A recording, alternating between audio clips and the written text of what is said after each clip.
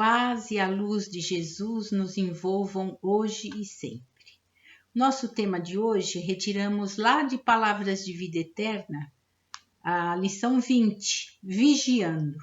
Palavras de Vida Eterna, escrito por Chico Xavier, pelo Espírito de Emmanuel, a lição 20. E o que nós temos que vigiar, não é? É isso que vamos ver no dia de hoje.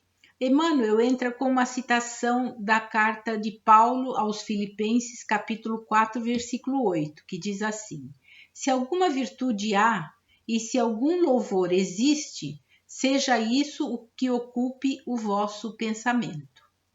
Então, com esta citação, Paulo convida a todos nós a praticarmos as nossas virtudes. E para isso é necessário vigiarmos os nossos pensamentos e sentimentos, pois tudo gera daí, dos nossos pensamentos e sentimentos, não é? E lembramos de Jesus quando ele recomendou a seus apóstolos e que serve perfeitamente para nós. Jesus recomendou aos seus apóstolos: vigiai e orai para não cairdes em tentação, pois o espírito está pronto, mas a carne é fraca. Está lá em Mateus capítulo 26, versículos 36 a 46. E Jesus disse essa frase quando estava no seu derradeiro momento da sua prisão, e tinha recomendado aos seus discípulos que vigiassem e orassem com ele quando ele foi até o horto, não é? A rezar, a fazer a sua oração. Mas os seus discípulos adormeceram no meio da oração, talvez por exaustão física e emocional do momento, mas mesmo assim isso não se justifica, porque a oração nos faz ficar alertas, vigilantes e nos coloca diretamente ligados com os bons espíritos ou os espíritos superiores, não é?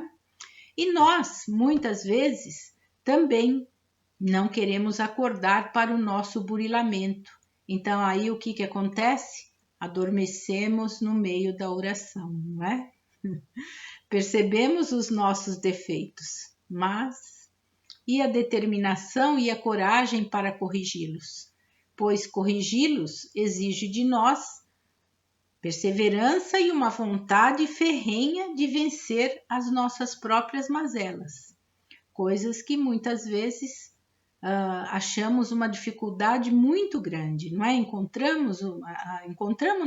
Achamos mesmo uma dificuldade muito grande, porque se acontecerem coisas contrárias daquilo que desejamos, procuremos reagir como Jesus, sem revolta e sem exigências, fortificando-nos através da oração, vigiando a todo instante os nossos atos e sentimentos para não ficarmos depois numa situação de desespero, reclamando da nossa própria sorte.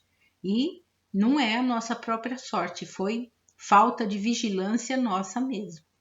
Ao orarmos, evitemos pedir que as dificuldades sejam retiradas, mas antes peçamos, sim, que tenhamos visão para compreendermos o problema pelos quais estamos passando e forças para passarmos pelas purificações, porque os problemas pelos quais passamos são purificações que enfrentamos em nossa vida, não é? No nosso dia a dia, pois elas são necessárias para quê? Para o nosso próprio aprimoramento.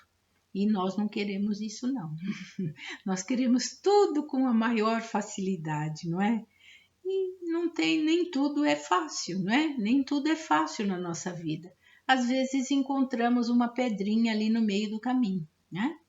Então, quando desejamos realmente conhecer o nosso íntimo com toda a honestidade, a oração, ela nos coloca em alerta sobre os nossos pensamentos e sentimentos. Ela nos coloca alerta, vigilantes ali, não é? Nos ajuda a melhorar o nosso interior, curando-nos ou conseguindo prodígios naquilo que estamos procurando, não é? E que vão nos ajudar imensamente. E quando estamos nessa disposição de nos conhecer realmente, intimamente, quando tentamos melhorar o nosso desamor, o nosso orgulho, egoísmo, vaidade, procurando dominar os nossos maus sentimentos e emoções negativas, como a raiva, a intolerância, a falta de perdão, a vingança, então a ajuda certamente aparecerá. Com certeza ela sempre aparece, porque Deus está sempre conosco. Jesus está ali nos amparando, mandando os seus mensageiros a nos ajudar. E quem são os seus mensageiros para nós? São os nossos anjos da guarda ou os nossos mentores individuais e os nossos protetores. Os nossos protetores são pessoas amigas que conhecemos em outras vidas ou nessa própria vida, que já passaram para o plano espiritual e hoje tornaram-se nossos protetores também, não é? Porque tudo aquilo que ocupa o nosso pensamento é a principal força, a realidade realmente da nossa vida. Essa é a parte essencial da nossa existência. E é assim que funcionamos. Então, ali nós sabemos as nossas tendências, a raiva, a intolerância, a impaciência. Então, sabemos aonde é o nosso ponto fraco, nosso tendão de Aquiles, não é? Por isso a necessidade de vigiarmos. E vigiar, no caso, significa estar alerta, atento, observando cuidadosamente o que se passa conosco, não é? Principalmente os nossos pensamentos e sentimentos. Por isso, a recomendação de Jesus para vigiar e orar é sem dúvida quanto ao aspecto espiritual, quando ele disse vigiar e orar para não cair em tentação, né? É quanto ao aspecto espiritual, porque somos fundamentalmente espíritos, mas estamos ligados ao plano material. Portanto, nós devemos estar alertas, vigilantes, atentos à própria vida e em relação a tudo que nos acontece. Agora, muitos vão perguntar: e como vigiar? Observando e analisando os nossos pensamentos e sentimentos, palavras e atos que proferimos, não é?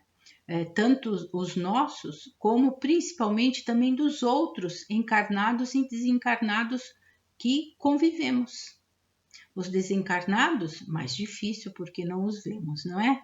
Mas nós recebemos a influenciação através dos nossos pensamentos. Então, é procurar realmente vigiar os nossos pensamentos. Fiquei nervoso por alguma coisa, com qualquer coisa, estava bem, fiquei nervoso de repente, o que aconteceu? Então vamos fazer essa investigação, não é? E vamos ver se não for bom esse pensamento, esse sentimento que estamos, vamos orar e pedir a Deus, pedir a Jesus que nos ajude. E assim vamos sair daquela influenciação, não é? Porque mesmo os outros, quando nos falam alguma coisa que não gostamos, não vamos lá ficar retrucando, nada disso. Mas se fez mal a nós, se estamos com aquela persistência naqueles pensamentos, não é para conhecer e criticar os outros, e nem para temer ou agredir, mas sim para procurar evitar o erro e corrigi-lo em nós, tá? Então, não é para ficar criticando ninguém aí não. Vamos entender melhor isso. O que devemos vigiar e estarmos atentos? A nós mesmos, para não entrarmos numa sintonia mental e que não vai fazer bem para nós, que são espíritos talvez inferiores, que estão ali nos sugerindo algumas ideias. Então, por isso que nós vamos estar atentos aos nossos pensamentos e sentimentos, ok? Sempre procurando ver o que está acontecendo conosco e isso vai fazendo com que a gente se conheça melhor também. Trouxemos uma metáfora para nos ilustrar bem como que é essa vigilância.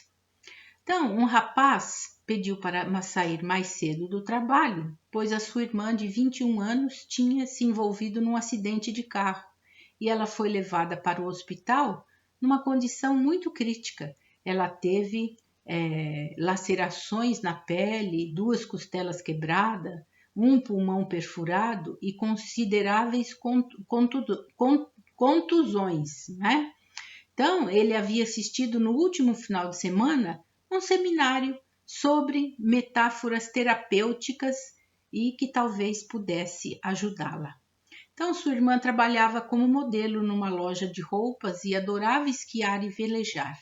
Então, criou a história da metáfora a seguir, que vamos dizer. Ele foi para o hospital e lhe contou a seguinte metáfora, né? Enquanto ela estava deitada na sala de emergência. E naquele momento ela estava apenas semiconsciente. Então, é assim, numa viagem num grande navio de São Francisco para o Japão, via Honolulu, no Havaí, 3 dias depois da partida, em pleno oceano, o barco se deparou com uma tempestade que logo se transformou num tremendo tufão. O capitão, a princípio, pensou que ele podia enfrentar a tempestade, mas logo descobriu que o melhor que podia fazer era tentar escapar dela. Quando ele tentou desviar o navio da tempestade, o navio foi atingido por uma parede de água que quase o fez virar. A parte de trás do navio foi erguida para fora da água e desceu com tanta força que entortou o eixo de aço inoxidável da hélice. A sacudida na carga provocou o furo na lateral do navio, e num dos porões de carga inundando o compartimento,